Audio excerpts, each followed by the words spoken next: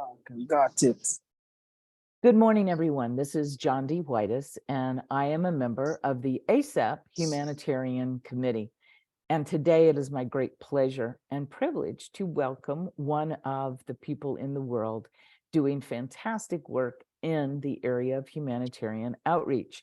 It is my friend Placide Nkubito, and he is of Rwanda, and he is the first trainer of our friends at Peaceful Heart, which was founded by Gunilla Ham and Ulf Sandstrom, and they are, of course, ASAP members. And so it is our privilege to bring you this today, an interview with someone who is not only trained in this work, but is at work every day in the field of humanitarian outreach. So I just want to say thank you for taking your time today, Placide, and welcome. Thank you so much for having me, John. It's my pleasure to be. It is a great pleasure. And for those of you in the US, we're going to be welcoming Placide here to the US to a conference in April that I am running. And it will be his first time over here from Rwanda. And we're very excited. And so one of the reasons that we thought we'd put this interview out now is if you're able to join us, we'll tell you about that on the resources link later. But in the meantime, I wanted to ask Placide, for those of you who don't know much about our humanitarian outreach, nor about Peaceful Heart, I thought I would say, Placide, what motivated you to become a trainer for Peaceful Heart in humanitarian outreach? What has motivated me, when I learned the tapping, I was traumatized, but I didn't know that I was really traumatized.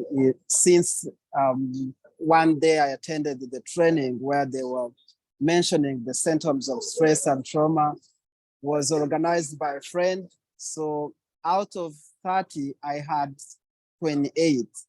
And what they did to me, they just prayed for me because it was organized by faith, organization based by faith. And then after a few months later, I met Gunilla, who is the founder of Peaceful Heart Network, who has been in Rwanda teaching the tapping, which is called the trauma tapping technique. When I saw her into the cafe, I just told her that you look like somebody that I can ask a question. I told her, I think I'm traumatized. Then she was doing like, shit, how did you know this? That's what I've been doing here. So I say, I want to heal. I want to heal my trauma. So she taught me. When I found it, the technique that she has been teaching here, it works. I devoted myself also because I knew, or I know so many people who are like me. And then I started spreading. I found it was easy to learn and very easy to spread. So from there, and since I also have the passion to be with the people, I'm also a social worker, and I needed the tool also that I can help myself and also help others. Beautiful. And so because many people in the ASAP organization might also be social workers or some type of counselor, some type of therapeutic human helper, right? That's a very broad category instead of just a narrow slice, broad slice. And so you and I know now the advantage of Peaceful Heart's trauma tapping technique. And as you say, how easy it is to learn, how easy it is to spread. What might you suggest to someone who is considering, how do I help more people than I already do, especially those who might be traumatized, even if they don't have the ability to know 28 out of 30, many people have a suspicion something is wrong or something in their background has made them feel this way. Yes. Could you speak a little bit to that? Yeah. So like when I joined like a tapping, if I say, or of helping people. Hello? I've got you. Yes. Yes. It was like something new, very strange. But the way you can do it, it becomes naturally, if I say to me, but to the other people, because we are really different. But also our effort is to have a passion to people, that the people are really struggling. And then, maybe there's something that you have, the skills and that you have, it might help somebody.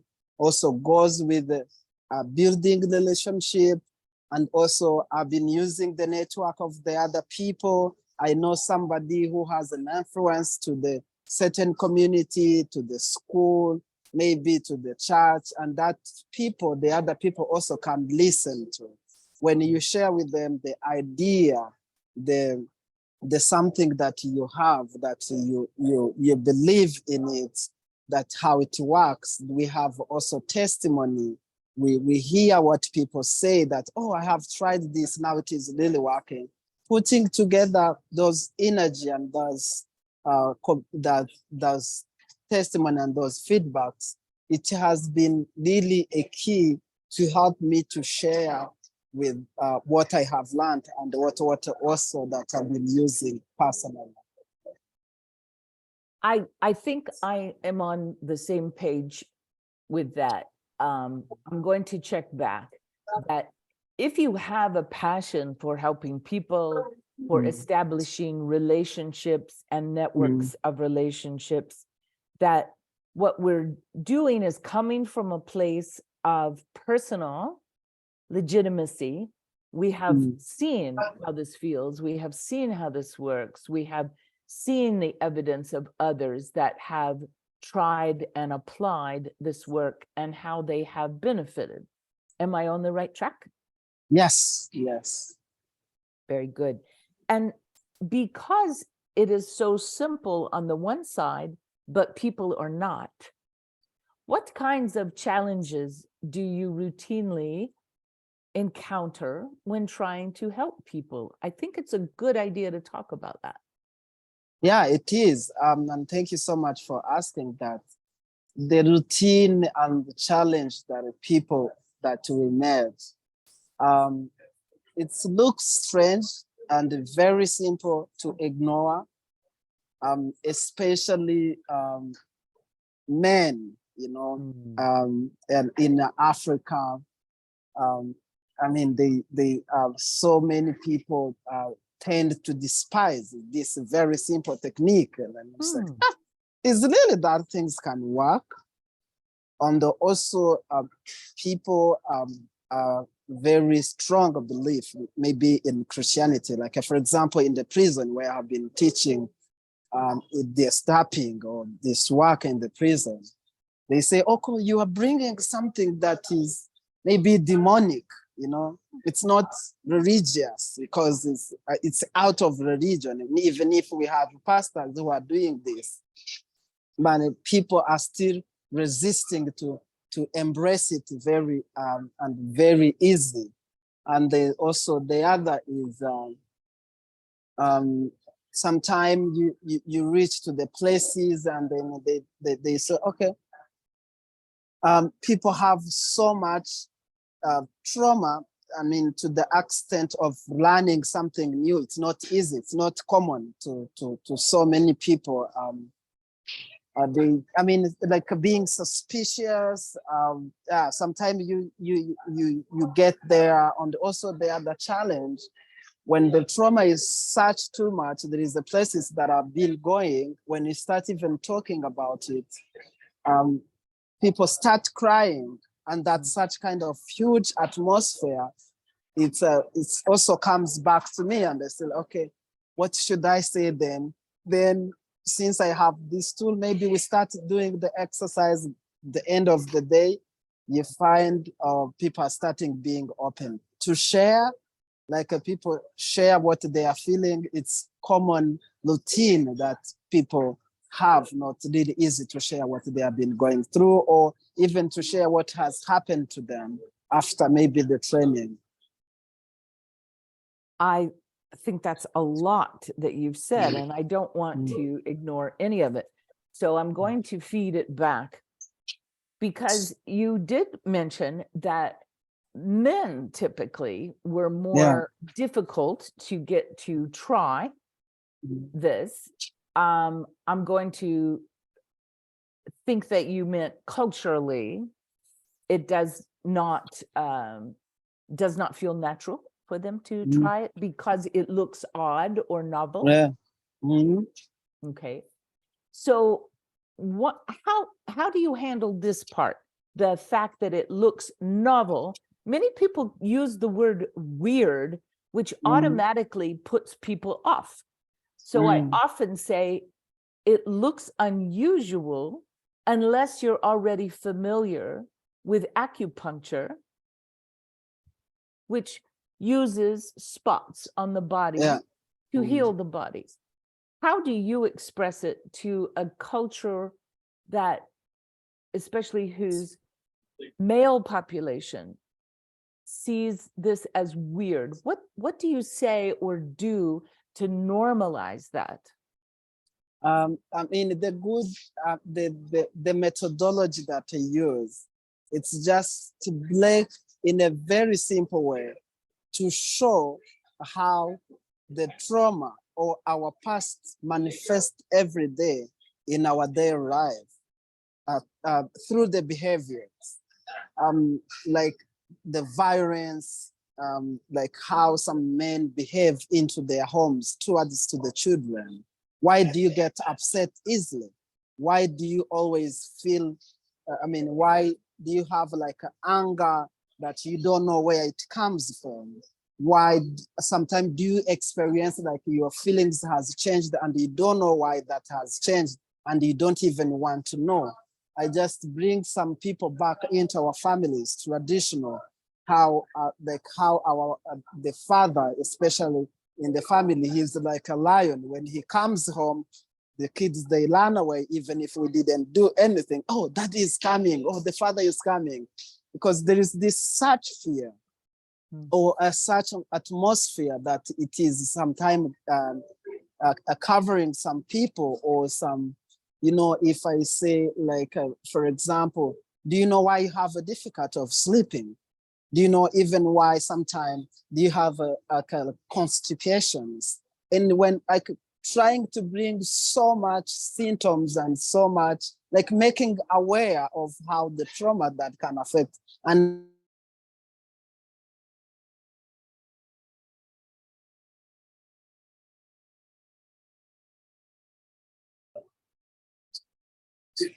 so I believe what you're saying is that we make a bridge between things they are experiencing and why that might be.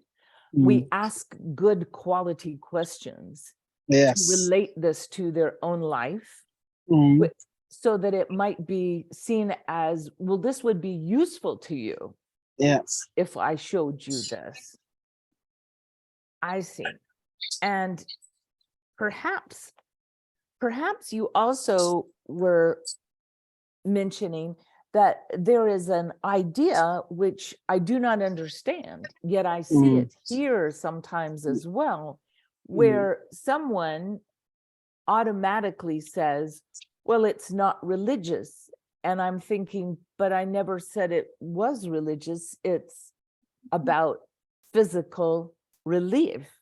So I'm not sure why they go there, but what do you say to those who jump to conclusions about it being religious in any way? Yeah, I mean, it's a very good question. Like when I met like people from religion, so I just give them very simple example. Jesus was one of the greatest healer that has been on the earth.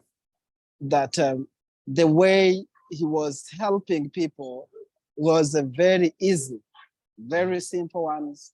The way he did it was based on the relationship. Even his tool was simple. I give them the example from the Bible to the people who believe in the Bible. Of course, when I'm talking to the religious or Christians or whatever people believe in, I just give them the example when he met a guy who was born as a blind. So what he did was even more stupid than the tapping, because he told the Bible says that he looked down and he picked the dust and he put the mud and then he put in his eyes, and then he told him to go to show himself to the priest. And then the people started asking him that what happened. He responded to them that what I know, I was blind, but now I can see. The same thing that I can reply that I told to people, that what I know, I was traumatized, but now I feel more relaxed and I feel calm. And that's what I say. I just try to make them that the way of healing is possible, but it's depend if you really want it. Right. Well, I appreciate that, because again, we're building bridges from I want to say an unhealthy state we don't like to a healthy state we like better, and we can feel the truth of it ourselves. We don't need to actually believe it to feel it. Yeah. And that if that bridge needs to be drawn to religion, which we represent many, many kinds of religions here at ASAP, but if they need to draw a bridge to religion, that perhaps we can find a parallel in simple healing that is of, I want to say what you are bringing up is a faith base, and then again, a feeling that you are or you are not better, right? Yes. And when it comes to I want to say, potential argument about is it of religion or not, it seems like it would be useful to say, well, when you visit the clinic, it is not the same as visiting the church, but you are trying to get healing that you feel is necessary for whatever is going on in your heart or in your body. Is that right? And do I get that right? Yes. Okay, because I believe that we should never try to be in conflict, but to bridge in understanding and agreement is the best way to get through. Yeah, definitely. I agree, because that's what we're trying to do. We're just trying to show the church there is nothing wrong with this. It's not even against what you believe. It's just a tool. It's just different, yes. It's just different. I mean, sometimes I ask, do you know why when you are worshiping, you don't then bend your hands, you just raise your hands up? The more automatically you do that, the smiles come on your face. I see. And so again, another bridge to a physical thing everyone can relate to.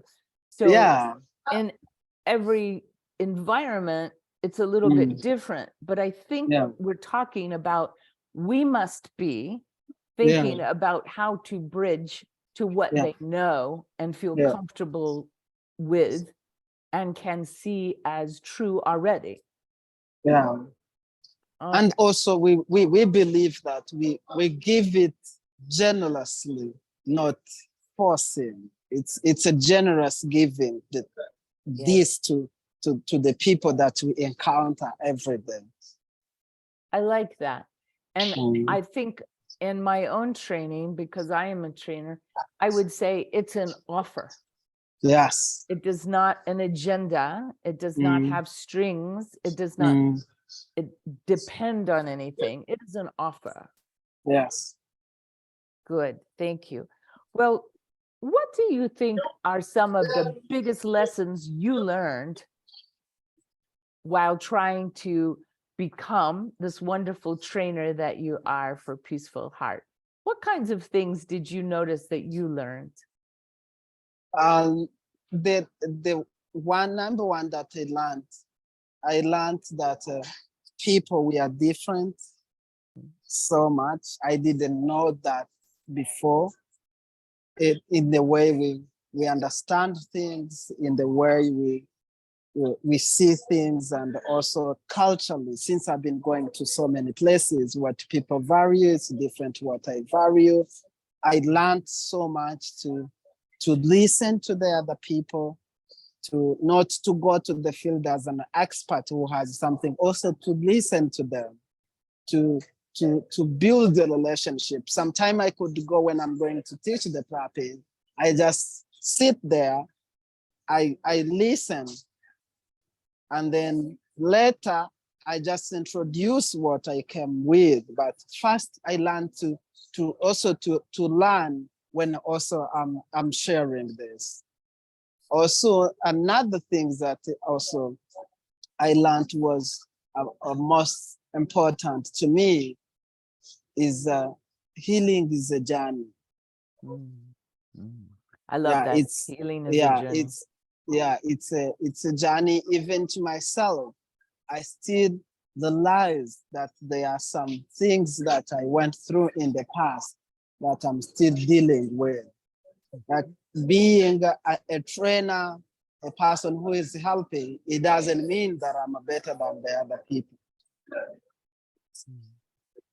So also I learned also I can make mistakes in the process of this. Then I realized back that, okay, next time I'm gonna do it better than that. And also allows the accountability, people to come, to involve the other people also to be part of this. Lovely. Well, you put the human face on it. Humans make mistakes. Yeah. And healing as a journey that every human decides to undertake or not. Mm. And I think the beauty of humanitarian outreach is that often they have a desire to feel better, but they don't have access, or they don't know how. Yeah, they don't know how.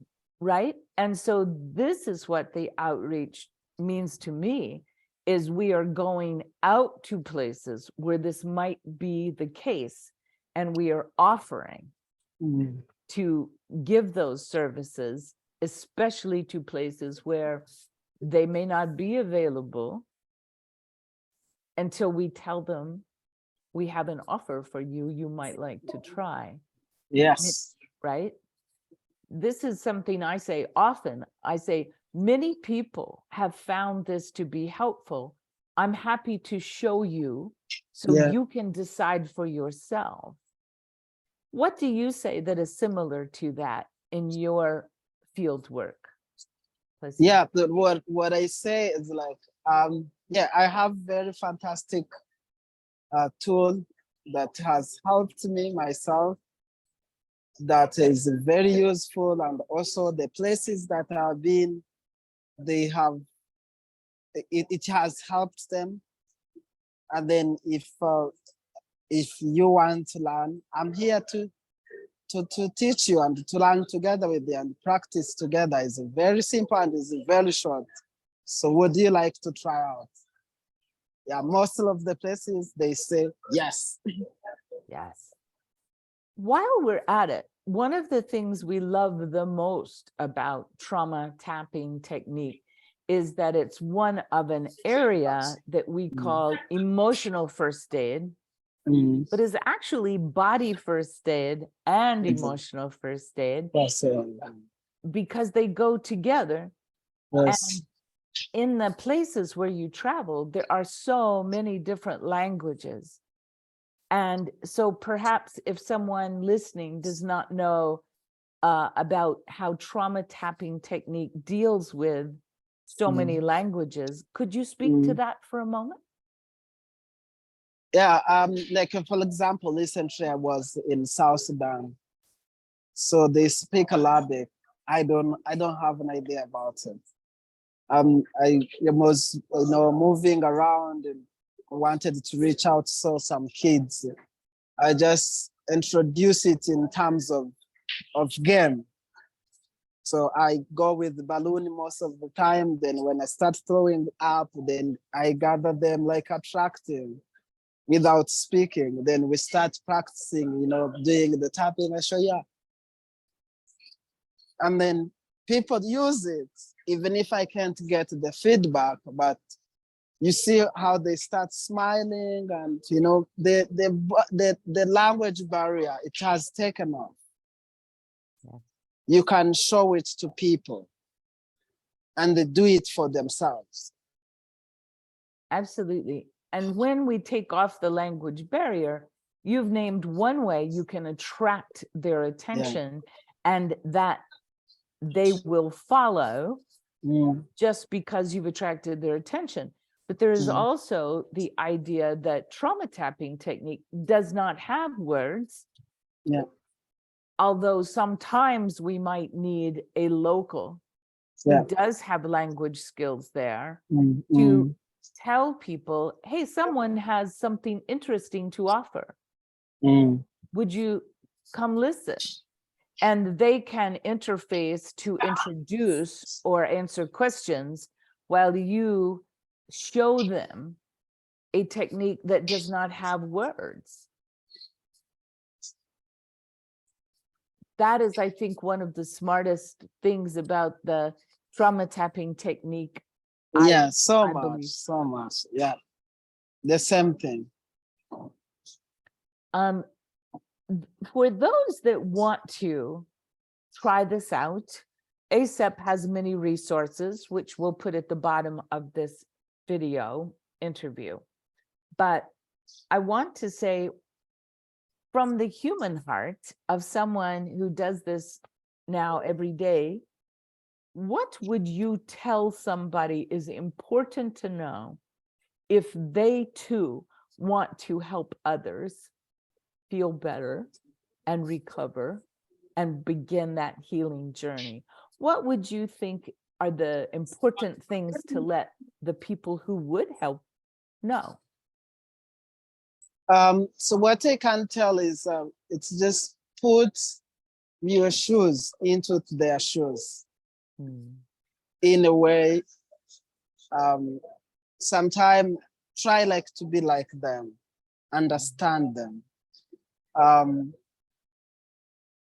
Tell them to practice as much as possible the technique, to use the resources that are available on from the SCP website, into different people that have been putting different materials. It's a very important to practice the trauma tapping technique before you go to bed, when you wake up in the morning, just as the same way you brush your teeth, as the same way you can use this technique in the morning, in the evening, anytime you feel like you want to release something, or you want to build the resilience. And also what I can tell to people who want to help the others is find a way to connect with that people that you want to reach. Learn, like we develop the spirit of discernment, like how can I reach to this person? What are the possibilities they are? And something else you said something along the lines of, I do not come in like the expert, but always there is something to learn here. Could you speak more to that? Because I do think when we have practiced so much and we have something we want to give someone, we often come in like we know what to do and we know everything about them, when in fact, I think what you said was very important to being successful to introduce these. Like, for example, you know, when you go humbly with the attitude of learning, there is always so much. People are from different culture. Like, for example, when I traveled to South Sudan previous week, I found out there is so much similarities of the culture from my culture. So by sharing that, it created so much acceptance for myself to be accepted in that society, where I made the connection from different organizations. Then 1 week and then 2 days later, they invited me to have a training with them. But I learned that even if they are very far from home, but they have so much beautiful things that they practice, their faith, how they interact with the communities, their traditional, excuse me. So it made me to sit and listen to them. They shared with me the things that I couldn't find out by myself, their lifestyle that they live. Ask questions to people, like try to find out, give them the space also to ask your questions, and you listen. Find more interesting things about them and also tell them that. And then they will build a very fellowship and connection between you. You are learning even through what they are telling you. I like it. I'm going to repeat back. You said, there's a certain kind of discernment, right? To I want to say consciously think about what you're trying to do and what they are experiencing or wanting, what is appropriate, what is yours to do, what is perhaps helpful to them.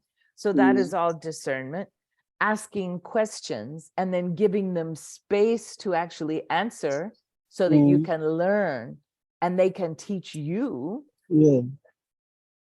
And that I love the fact you said you are building connection and fellowship about that which is similar as well as that which is different. Yeah. They are teaching you as much as you are teaching them. Yeah. Right?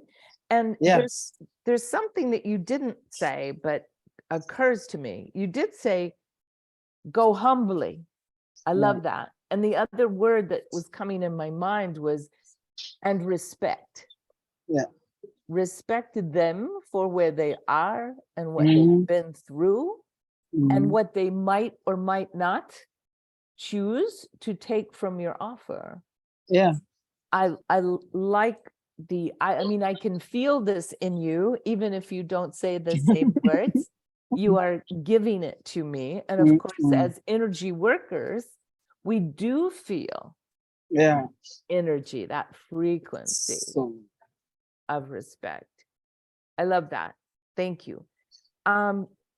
So I would like to say in how to help, we all have these resources, and one of our favorites is what you are teaching, trauma tapping technique. So we will provide those resources. And can you say a word about Peaceful Heart Foundation? And because that is the organization you work for, and the founders are members at ASAP, I think it's a wonderful thing to go ahead and talk about what you've chosen to do with your life and work for them. Say a little bit, please, about Peaceful Heart. Peaceful Heart is a Swedish NGO, non-profit, that has been a bridge, or if I can say, like, a very network of connecting to individuals here in Rwanda, in East Africa, in different places, to share this technique, which is TTT, reaching people, finding them where they are, into their communities, into their homes. That is where we did the training, in the people's homes, with using the little resources that they have into to the prisons in a very simple, generous, warming, with the much consideration of people who they are. I mean, with accepting and connecting. So it is based with the relationship, building the relationship with the different people, with different organizations. That's how was able to reach as much as possible. We have reached so many thousands of people in the prisons, in the church, with the other organizations, in the refugee camp. So using people that we know or the people who know somebody, that's how we manage to reach far with the support of different people, with this our commitment with the working tireless day and night of Gunilla and Ulf every day. So we use a different platform to go far as much as is possible. Beautiful. Well, I thank you. And I will make sure that we put on the end of this video how to reach you if people want to know more, and also how they can meet you if they come over in April.